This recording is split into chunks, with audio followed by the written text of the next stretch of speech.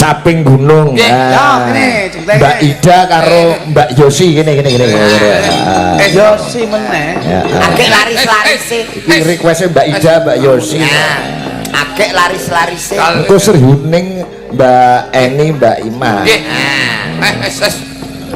Kamu tidak ingat dulu ternak lele sing grindas itu? Aku pokoknya meleng Napa? nganti engko aja mbok goleke gandengan. Sebabe Aku sik lagi sayah-sayahe. oh, tak kira ke garwa derek nggih. Derek. Penake malah goleke gandengan. Derek. Ayo. Derek to. Lerep Derek. rene to. Loh, Aku ya wegah karo Piye? kono. Oh, Mangsamu apa nek sing gelem ngene iki karo Lah, iya. awakmu? Wah, gayamu. sapa to? Orang samu ngene iki ana sing gelem karo kono. Wah. Ya ora gelem, sorry wong iki. Aku lho perlu dipertimbangkan. Aku ijek nek Mas Jolang ijek sampean. Cek gurih iki. Tak kandhani. Wong kula melu tak ombeni sithik 2 kilo. Ya, Ya nek umpama ora mbok ombeni ora mentolo nyawang rupane. Bosok. Dijembleng. ya. Ayo aku siap dijembleng. Dijembleng. Nganu jok litik karo Indri. Ngomongno coba golekne gandengan. Aku nek mbok golekne gandengan bapak saya. Mboten ae Indri. Wong ora profesional. Ayo. Diundang adoh-adoh saka negaramu kono tekan kene iki ya untuk nyenengke tamu. Lah iya. Saya, bapak saya. Saya nyambut gawe kok saya. Saya. Ketimbang nganggur ning omah ngetekur ya. Kita Sampai bojomu tak keren ya. Aja teng kemeruwek suar kupingku budek. Malah Siji-siji. Modele malah kaya demo pati dengi kok. Wong ngene Lah iki lho. maksudku ki ngene alon lakon gremet slamet sareh-sareh pikoleh griyak-griyak waton kecan Sugeng dalu Mbak Indri nganggo mic. Ngono lho. Lah dalu menika kula duetaken kalih Mas Jo Klitik. Ya ngene Nduk sadurunge kowe engko tak jengkleng aku wis meling kanti banget ya Nduk. nggih pripun? Aja duwe was-was lan sumelang kudu los lek jengkleng. Oh nggih. Wis anggap ae aku tekmu. Ngono kuwi.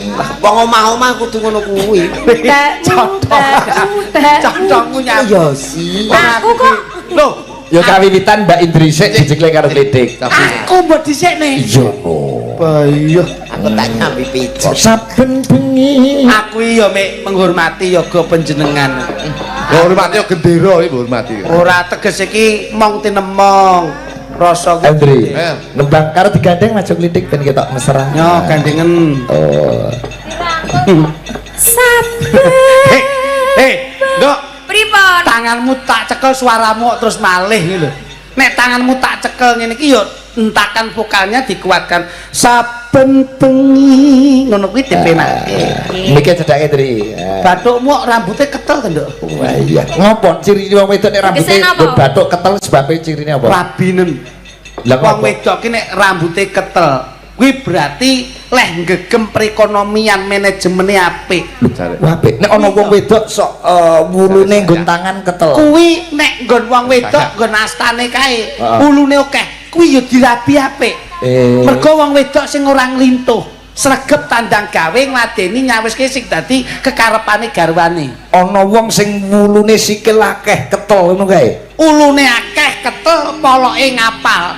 Aja mbok rabi. Sebabe. Kuwi banci nggon Taman Kartini.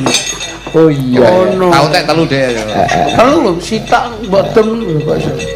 Pak Hendri. Saben mikir cedak kene lho. Ben dijengkel Mas Klitik. Sama Leda aku kangen. Aku kene bayes. Kok mesti Ora gen ra cetha ning kamera. Hendri. Ben ra cetha. saben bengi Suara manten anyar. Oh niki nyawa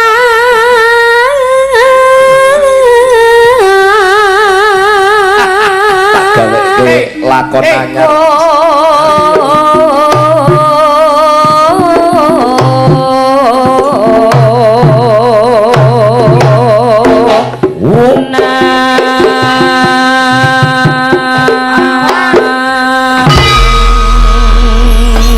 Manten anyar to iki. Manten anyar. Layakno tangane tak delek. Lah kono ora merongos kok ya salah to. Tak demek. Tak demek kok iso tak delek. Lah ya didemek terus diwedelek. Ayo, tangane kok ya anyep. Genting-genting dulu. Ganti klutuk. Mbak Ida ya. Yang memajang. Oh lagi wis kono. Dik, kene awake dhewe nom-noman rene. Oh nggih. Kelekmu kemringet to, Nduk? Boten. Kelek kemri kita gumpon. Bojoku iki kelek nyumber. Ya, ora mbok tadahi apik. Ono. Mosok ya kelek sing nyumber to. Yang memajang. Yen memajang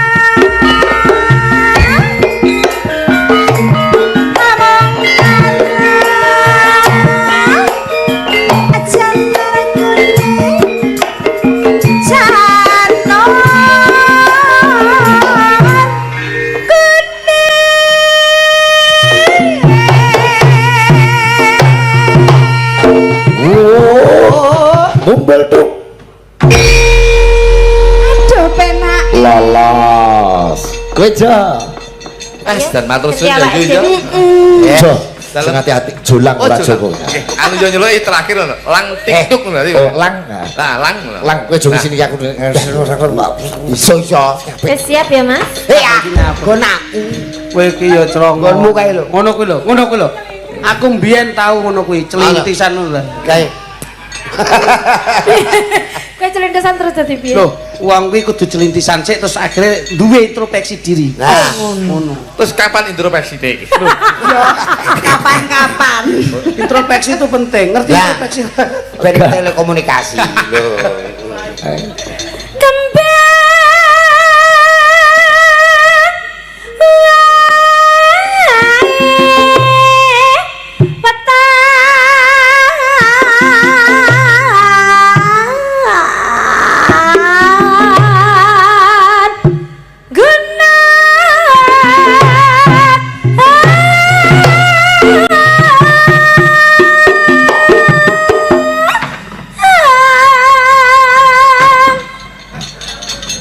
Sini aku tau langkun. Ora muni. Ora muni. Jajal sik. Ya, oke.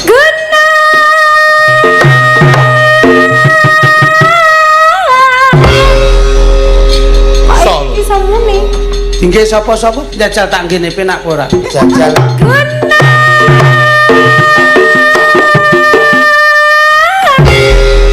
Kok iso iki? Oh tak nggih kena nggih kudu ya kena. Lang, kowe sini aku nek Sini. Kok yo. Oh, alal. Alal. Rene. Tibae ora harus kelemahan. Apa Mas Klutuk? Sumbule rombok odot ki malah. Lah. Wong karek jreng iku iso angel lho. Kowe ngomong sumbu diodot, kowe aja sok seneng odoti sumbu lho. Biasane merecet nek disumet sumbune diodote mlempem. Coba julang odoten sik sumbune jek. Ini sumbumu ndi to, Mas? Iki apa? Sumbu. Ora duwe. Abote sik sumbune. Ora duwe. Sumbu diodote ben muni lho. Hei, domongi ora duwe cilik. Kowe kok nek ngadot rek ana watu ngirayu. Cilik kok iso mangsan. Ayo dik. Mas, nyapa to kok kono. Alah iki kok. Anu wetonmu apa, Nduk? Wetonmu apa, Nduk? September. Oh, alah. Bocah saya. Ora mulane weton kelairane sampean napa? Legi. Legi. Nggih. Wong kuwi nek wetone legi, kuwi nun sewu, Mas. Piye? Enek sirikane. Apa kuwi? Aja sok seneng dahar sing sekirane berbau santen karo minyak. Mergo sesuai dengan profesine sampean sinden, pasti terpengaruh dengan vokalitasmu. Nggon suaramu mesti terpengaruh. Wetonmu apa weton? Wetonmu apa? Minggu Akad. Minggu ya akad kok iso. Minggu ya akad kok iso. Minggu apa? Pagi tak kliwon apa-apa lu. Paing. Minggu paing kuwi duwe sirikan. Apa kuwi? Kowe aja sekali-sekali nun sewu lho ya. Iya. Aja sekali-sekali getak anakmu. Iya. Ning enek kelebihane. Kelebihane Minggu apa, Bung? Minggu paing. Minggu paing. 5 karo 9. 5 karo 9 jumlahe 14. 14. Kowe anakmu pira? Loro. Loro, bojomu siji. kuwi enek keluyane. Apa? Nek minggu paing anakmu loro bojomu siji. Kuwi nek kowe sedina adang beras 5 kilo cukup. Nah, kuwi keluwiane. Kuwi keluwiane kuwi. Kuwi ora Anakmu loro bojomu siji sedina adang 5 kilo cukup. Bijane iki keluwian apa slametan iki? Petonmu apa lah? Petonmu. Aku jarak pol. Setupaing kuwi ndek sirikan. Apik iki. Setupaing duwe sirikan. Duwe. Songo jumlahe 18. 8 karo 1 karo 8 jumlahe ya 9. Kuwi ndek sirikan. Sirikane apa? Anakmu lanang siji kae. Aja nganti pisan-pisan mbok bacok cengele. Oh, dadi sirikane mek kuwi tok. Sirikane mek kuwi tok. Nek mbok langgar, bahaya. Lah nek umpama bacok sing ngandani ngono piye? Kowe iki nek tak kandhani tak percaya. Kene jale. Ya nduk. Insyaallah jan bocah rampinge kan. Kandhane. Tangane iki iso demek-demek, air masaku iso. Wong wedok ki nek bangkeane proto. Heeh. Kuwi berarti wong wedok sing ora nun sewu Mas, ora wani ntrunyam karo wong lanang. Jarane bakane rata. Paklek kuwi. Aku seneng. Lane aku Ayo, Tri. bangkeane kaya tawon ndas. Pacita Sarwi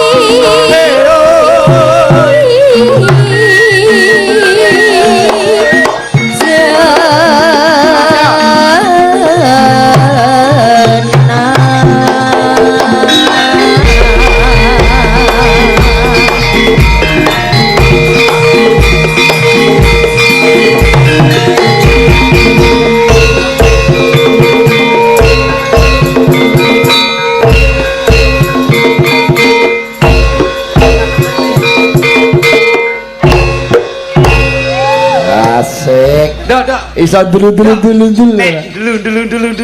Slek. Dulu. Slek ngono jajal ayo. Tak kusik to kusik. Lancang. Aku yo pengen dulu. Kusik ayo jare tak tungkai yo.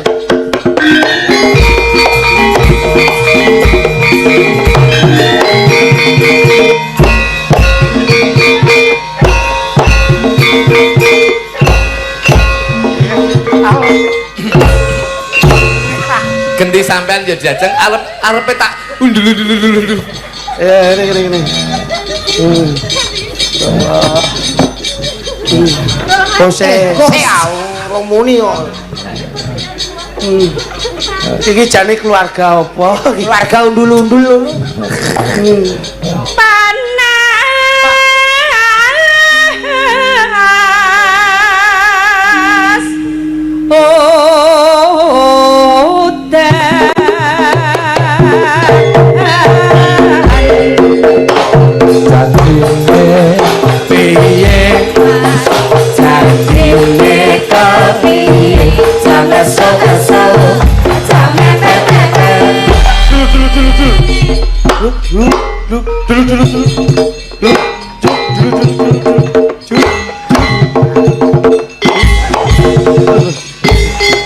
Kendawamu sing Aku ora keluarga undul-undul. Ora iso aku ra undul-undul ya Mas ya. Ayo langsung jelek ngene ora usah undul-undul. Yo kudu nge undul. Kowe kok nek Iki sebabnya awake dhewe iki wis dina apa jenenge iki wis dikategorikan keluarga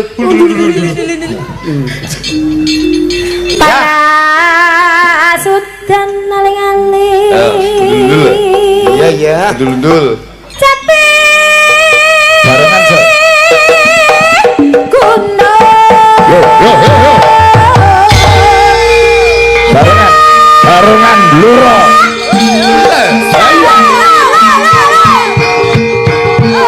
Ya.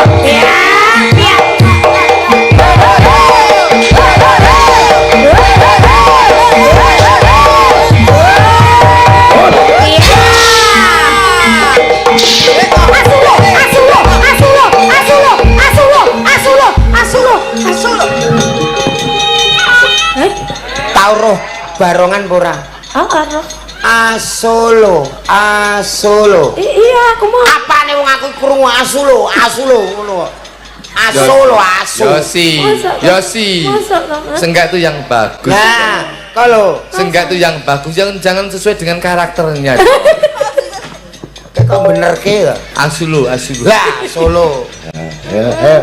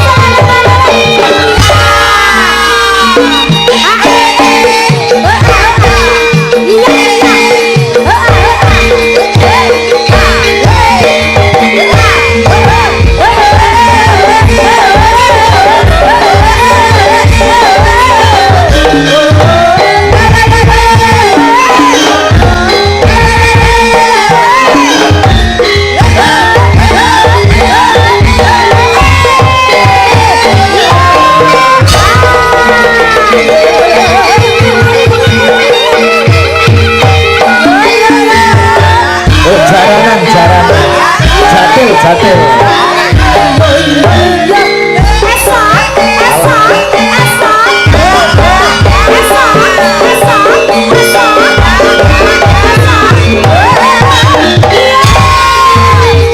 Barengan. Jaran.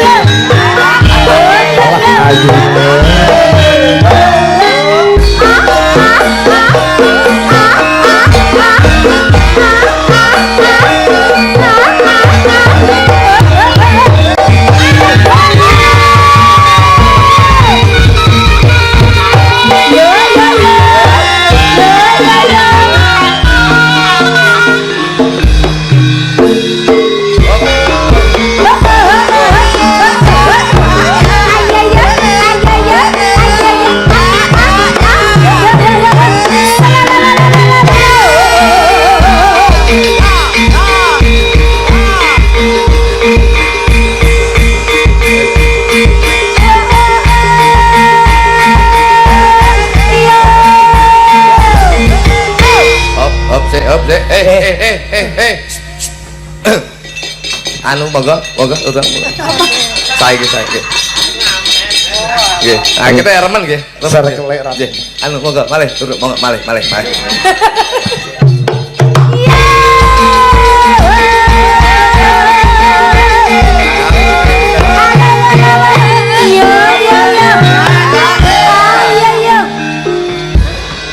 Kira tak antem piring iki. Lah wong siji kok dadi barongan karo jaran. Kadung akeh sing urun. Ora kadung akeh urunan karepmu ora karepmu. Kene. Tak kira mbelani aku lho jebule kok malah urunan nggo nanggap meneh. Anu le, nek kuwi jelas ngapusi. Ga lho sing ngewe duit tenanan. Muduna le, muduna. Sae napa sae? Sae napa sae? Remen napa mboten? Malih napa sampun? Oh, kae lho aku tak sing nawani ngono. Tak dang.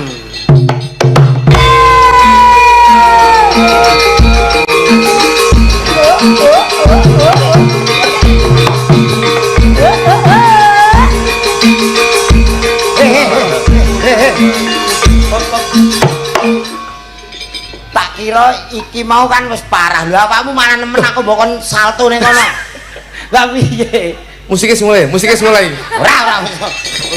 Yo, aku mbok merono iki. Loh, maksudnya itu lebih merakyat kalau ke sana ngono lho. Wis ora merakyat yo wis. Bundakne Mbak Yesi. Ayo. Caping gulunge tembang pajak. Nadyan wadon sarata. Sule Bali kekulate aja lali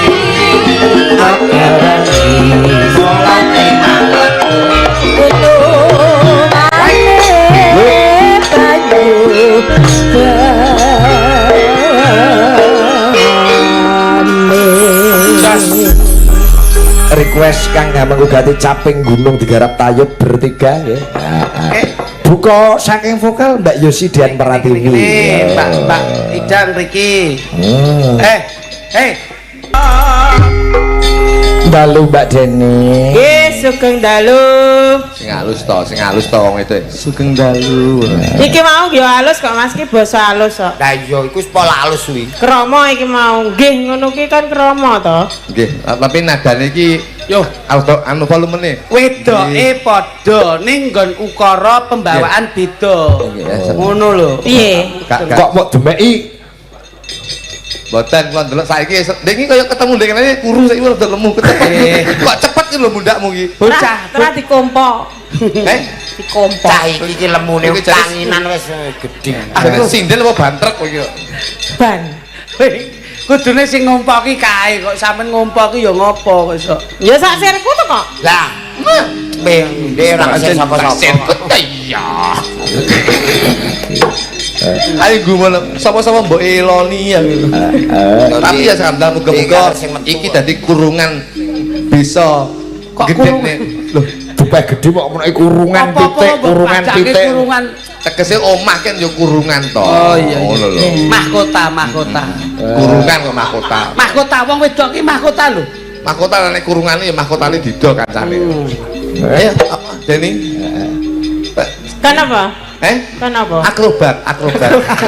Ya lembang kok. Lembang to ya. Kowe bar terus nembang lagune Mas Klitik barang. Lagune Mas Jo Klitik sing apal kuwi apa Mbak Deni?